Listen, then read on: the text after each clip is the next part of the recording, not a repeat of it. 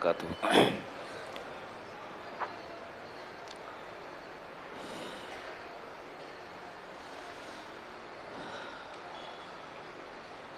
قرآن حکیم کے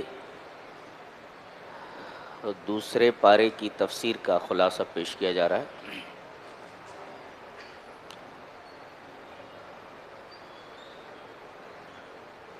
تحویل قبلہ کی بحث چل رہی ہے۔ آپ کو یہ معلوم ہے کہ مسلمانوں کا پہلا قبلہ بیت المقدس تھا۔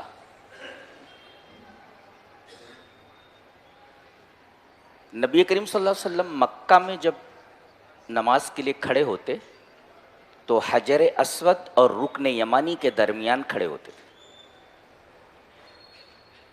حجر اسود اور رکن یمانی کے بیچ میں کھڑے ہوتے تھے۔ اس طرح کعبہ بھی آپ کے سامنے ہوتا تھا اور بیت المقدس بھی آپ کے سامنے آ جاتا تھا۔ لیکن جب آپ مکہ سے ہجرت کر کے مدینہ تشریف لائے تو اب یہ ممکن نہ تھا کہ کعبہ بھی آپ کے سامنے ہوتا، لہذا 16 یا 17 مہینے تک نبی کریم صلی اللہ علیہ وسلم اور آپ کے صحابہ نے بیت المقدس کی طرف منہ کر کے نماز پڑھی۔ لیکن آپ کی تمنا یہ تھی کہ آپ کا قبلہ، آپ کی امت کا قبلہ اللہ کا وہ گھر بنا دیا جائے جسے روئے زمین پر پہلی مرتبہ اللہ تبارک و تعالیٰ کی عبادت کے لیے قائم کیا گیا تھا، بنایا گیا تھا۔ اور اس کے لیے آپ زبان سے کچھ نہ کہتے تھے، بار بار آپ اپنی نگاہیں آسمان کی طرف اٹھاتے تھے۔ فَلَنُوَلِّيَنَّكَ قِبْلَةً تَرْضَاهَا سے پہلے قَدْ نَرَى تَقَلُّبَ وَجْهِكَ فِي السَّمَاءِ، ہم دیکھ رہے ہیں کہ آپ اپنے چہرے کو بار بار آسمان کی طرف پھیر رہے ہیں، اسے دیکھتے۔ ایک مفسر اس کی تفسیر میں لکھتا ہے، کہتا ہے فَإِذَا عَجَزْتَ عَنْ شَرْحِ هُمُومِكَ رَدِّدْ هَذِهِ الْآيَةَ، اگر تم اپنے غموں کو بیان نہ کر سکو، تمہارے اوپر اتنے غم سایہ فگن ہوں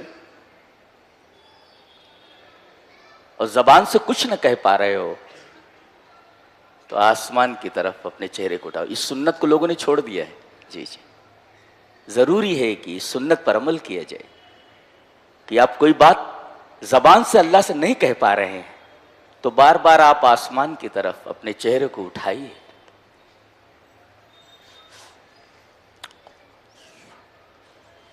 فَإِذَا عَجَزْتَ عَنْ شَرْحِ هُمُومِكَ رَدِّدْ هَذِهِ الْآيَةَ، اگر آپ اپنے غموں کی تشریح نہ کر سکتے ہیں، اس سے عاجز ہوں، تو اس آیت کو بار بار پڑھو کہ نبی کریم صلی اللہ علیہ وسلم زبان سے کچھ نہیں کہہ پا رہے ہیں لیکن دل میں یہ تمنا ہے کہ میرا قبلہ بیت الحرم بنا دیا جائے، اور بار بار اس کے لیے آپ نگاہوں کو آسمان کی طرف اٹھاتے تھے۔ اللہ تبارک و تعالیٰ نے آپ کی اس آرزو کو، آپ کے اس تمنا کو شرف قبول بخشا اور حکم دیا فَوَلِّ وَجْهَكَ شَطْرَ الْمَسْجِدِ الْحَرَامِ، آپ اپنے چہرے کو بیت الحرام کی طرف پھیر لیجیے، آپ کی تمنا پوری کی جاتی ہے۔ نبی کریم صلی اللہ علیہ وسلم اس وقت ایک محلہ ہے مدینہ کا بنو سلمہ، وہاں ایک مسجد تھی، یہ وہی مسجد قبلتین ہے، یہ محلے کا نام تھا محلہ بنو سلمہ، وہاں یہ مسجد تھی۔ وہاں آپ ظہر کی نماز پڑھا رہے تھے اور 2 رکعت ہو چکی تھی۔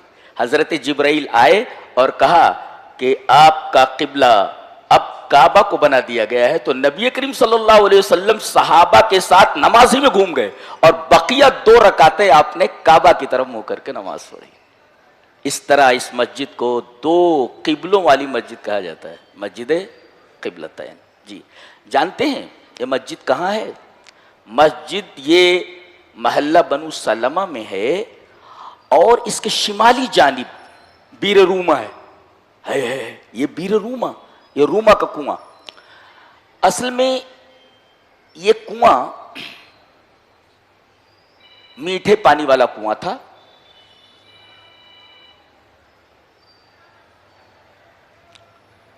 صحابہ کرام جب ہجرت کر کے مکہ سے مدینہ آئے تو انہیں آب شور کھارا پانی مدینہ کا سوٹ نہیں کر رہا تھا، انہیں میٹھا پانی چاہیے تھا، اور میٹھے پانی کا کنواں وہی خالی تھا مسجد قبلتین کے شمالی جانب بیر روما، اور وہ روما الغفاری ایک صاحب ہیں ان کی ملکیت میں تھا، اور وہ نصف سا میں، آدھے سا کے اندر وہ پانی دیا کرتے تھے، پانی کی کچھ مقدار آدھے سا کے بدلے دیا کرتے تھے۔ نبی کریم صلی اللہ علیہ وسلم نے غفاری سے کہا، روما الغفاری سے، کہ کیا اپنا یہ کنواں جنت کے ایک چشمے کے بدلے دے رہے ہو؟ کہا کہ نہیں اللہ کے رسول، میرے پاس گزارے کے لیے صرف یہی ایک کنواں ہے، یہی ایک ذریعہ ہے میری کمائی کا۔ نبی کریم صلی اللہ علیہ وسلم کی جب یہ بات معلوم ہوئی آپ کے داماد محترم حضرت عثمان ابن عفان کو، اللہ، کہا کہ اللہ کے رسول اگر میں یہ خرید لوں تو یہ پیشکش میرے لیے بھی ہے؟ بولے ہاں تمہارے لیے بھی یہی ہے۔ کہا کہ پیسہ بول، کہا کہ 35,000 درہم، کہا یہ لے 35,000 درہم۔ اور حضرت عثمان غنی رضی اللہ تعالیٰ نے کہا کہ اے اللہ کے رسول میں جنت کے اس چشمے کے بدلے اس کنویں کو خرید کر کے میں قیامت تک کے تمام مدینہ کے مسلمانوں کے لیے، تمام مسلمانوں کے لیے وقف کرتا ہوں۔ اللہ، مسجد یہ کتنی مقروض ہے بھائی؟ 35 لاکھ نا؟ ہاں، یہ 35,000 میں تو حضرت عثمان ابن عفان رضی اللہ تعالیٰ عنہ نے کنواں خرید لیا تھا۔ یہ 35 لاکھ کب دے رہے ہو آپ لوگ مسجد کے لیے؟ کب دے رہے ہو؟ 27 سے پہلے 35 لاکھ دے دو اس مسجد کے اندر جتنا کچھ لگا ہوا ہے۔ تو 35,000 میں، 35,000 درہم میں حضرت عثمان ابن عفان رضی اللہ تعالی عنہ نے یہ کنواں خرید کر کے عامۃ المومنین، عامۃ المسلمین کے لیے وقف کر دیا۔ کہنے کا مطلب یہ کہ یہ وہی مسجد ہے جو بنو سلمہ کے محلے میں تھی، اور ظہر کی نماز آپ پڑھا رہے تھے، اور اس وقت حضرت جبرائیل نے آ کر کے بتایا کہ آپ کا قبلہ بدل دیا گیا ہے، اب بیت الحرام کی طرف آپ منہ پھیر لیجئے۔ اس کے شمالی جانب یہ بیر روما ہے۔ یہاں ایک صحابی حضرت عباد ابن بشر بھی نماز پڑھ رہے تھے، نماز پڑھ کر کے نکلے تو انصاریوں کے ایک محلے سے گزرے، وہاں ایک مسجد تھی، دیکھا کہ لوگ نماز پڑھ رہے ہیں، اور یہ نماز عصر کی تھی۔ ارے کہا کہ نبی کریم صلی اللہ علیہ وسلم کے اوپر وحی اتر چکی ہے، قبلہ بدل دیا گیا۔ وہ لوگ بھی نماز ہی کی حالت میں کعبے کی طرف گھوم گئے، اور مسجد قباء کے اندر یہ خبر صبح فجر کی نماز میں پہنچی، تو جس حالت میں وہ لوگ تھے اسی حالت میں بیت الحرام کی طرف گھوم گئے۔ اللہ تبارک و تعالی نے ارشاد فرمایا کہ یہ قبلہ جو ہم نے بنایا ہے، بدل دیا ہے، جانتے ہیں اس کی ایک وجہ کیا ہے؟ وَمَا جَعَلْنَا الْقِبْلَةَ الَّتِي كُنْتَ عَلَيْهَا إِلَّا لِنَعْلَمَ مَنْ يَتَّبِعُ الرَّسُولَ، ہم یہ جاننا چاہتے ہیں کہ کون میرے رسول کی اتباع کرتا ہے اور کون اپنے ایڑیوں کے بل پھر جاتا ہے۔ جی جی، گویا اتباع رسول کے لیے بھی نبی کریم صلی اللہ علیہ وسلم اور مسلمانوں کے لیے قبلہ بیت الحرم بنا دیا گیا، کہ دیکھا جائے کہ رسول کی اتباع کون کرتا ہے۔ یہاں ٹھہر کر سلفیت اور تقلید کے درمیان فرق سمجھ لیا جائے۔ جی، تقلید کا مطلب ہوتا ہے کہ ایک متعین شخص کے سر پر پوری شریعت کی عمارت رکھ دی جائے، وہ جو بولے آپ اسے مانتے چلے جائیں، دیٹ از کالڈ تقلید۔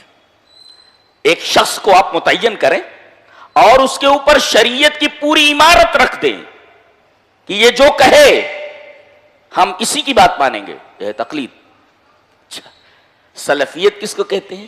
سلفیت کہتے ہیں کہ کسی خاص آدمی کو مقرر نہ کیا جائے شریعت کے مسائل کی تبیین میں، بلکہ مسئلہ کوئی بھی بیان کرے کتاب و سنت کی روشنی میں، کتاب و سنت کو بیان کرے فہم سلف کی روشنی میں. یہ ہے سلفیت. جی، کتاب و سنت کو بیان کرے وہ، لیکن جیسا سلف نے سمجھا ہے جی اس طریقے سے اس کی تشریح کرے. یہ ہے سلفیت. تو تقلید اور سلفیت میں یہ فرق ہے جی، اور مقلد اور سلفی میں یہ فرق.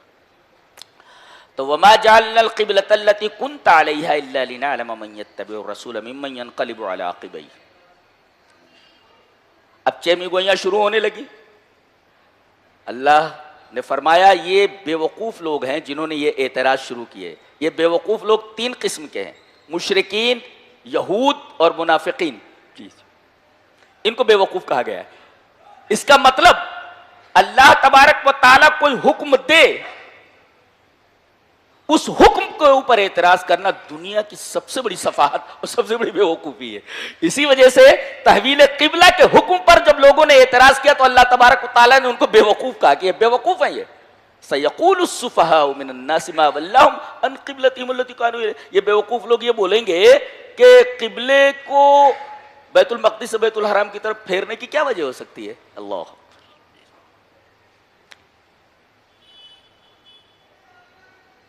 یہاں ایک نکتہ ہے.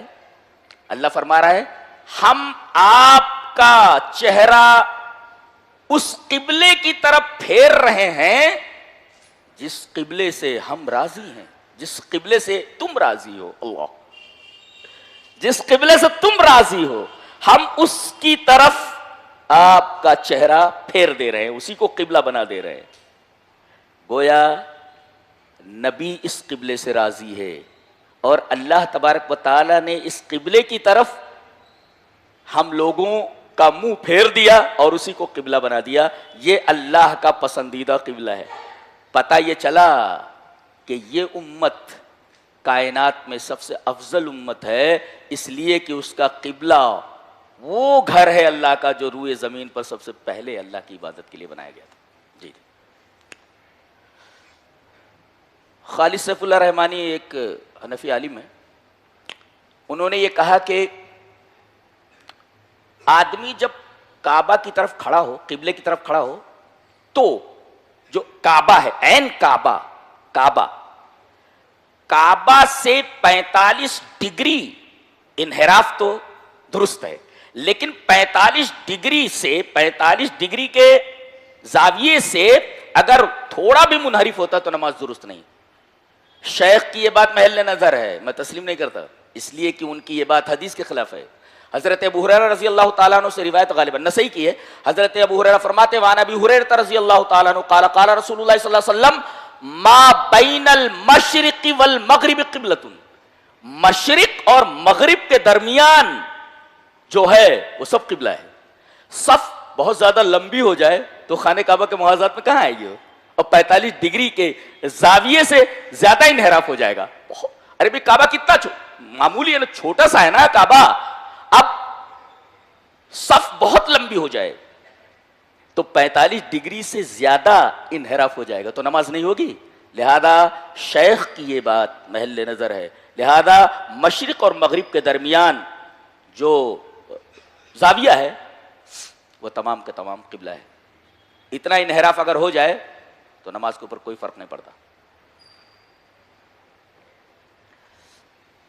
آج کل فلم والے اور وہ لوگ جو مذہب بیزار ہے کہتے ہیں فلاں آدمی جو کہہ رہا ہے اس کی نہ سنو، اپنے دل کی سنو. ڈائلاگ تو بہت خوبصورت ہے، جو دل کہے وہ کر. اللہ نے فرمایا وَلَئِنِ اتَّبَعْتَ أَهْوَاءَهُمْ مِنْ بَعْدِ مَا جَاءَكَ مِنَ الْعِلْمِ إِنَّكَ إِذًا لَّمِنَ الظَّالِمِينَ. ایک مفسر اس سے تفسیرہ کرتے ہوئے لکھتا ہے اتباع الاہواء ظلم. دل جو کہے اس کی ہر بات مان لینا یہ ظلم ہے. اس لیے کہ اس کے آخر میں کہا گیا إِنَّكَ إِذًا لَّمِنَ الظَّالِمِينَ. دل جو کہے اس کی ہر بات مان لینا یہ ظلم ہے. لہذا اتباع الاہواء ظلم، لہذا دل کی ہر بات نہ مانی جائے. جی یہ ظلم ہے. یہ ہیں.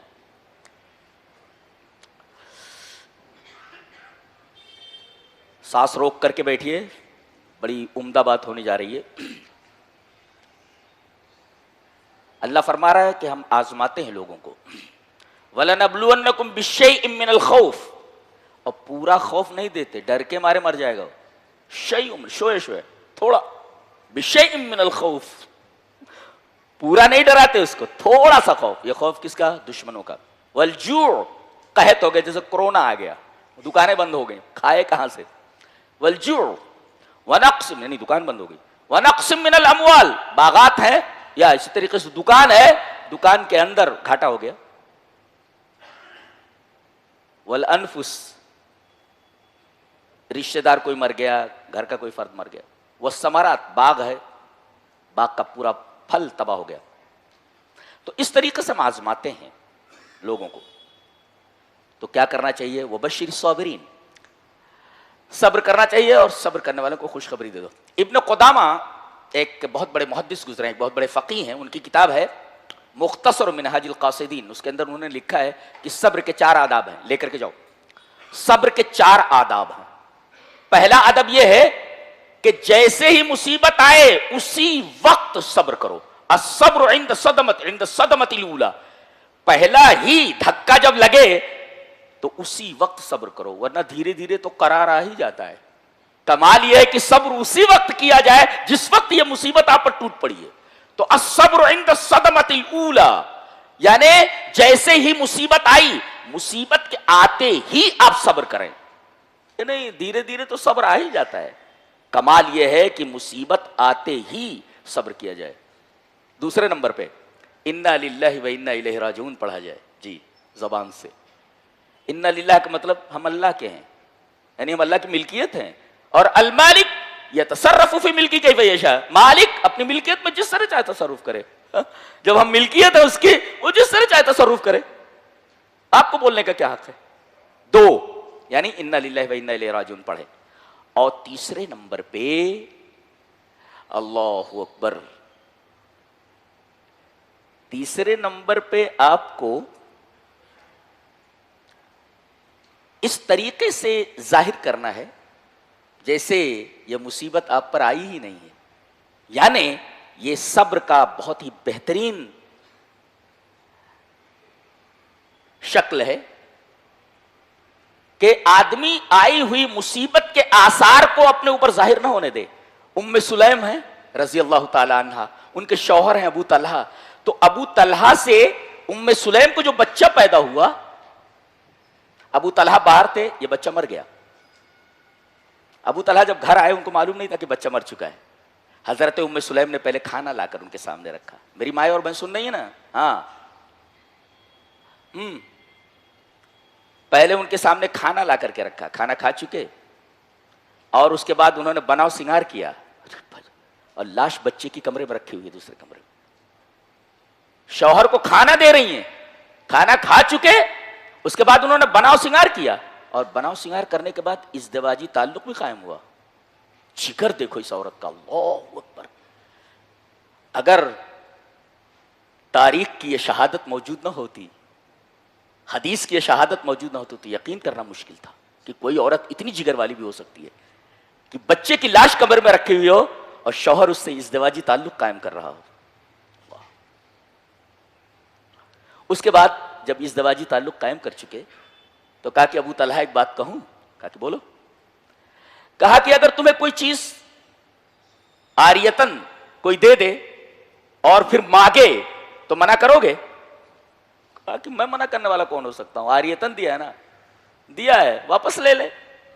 کہا کہ یہی گمان آپ اپنے بیٹے کے بارے میں کر لیجئے, آپ کا بیٹا مر چکا ہے. اللہ اکبر, اللہ اکبر. الفاظ نہیں ہے کہ بیان کیا جا سکے کتنی اللہ والی ہیں, اور شوہر کی کتنی قدر کرنے والی, شوہر سے کتنی محبت کرنے والی. یہی چیز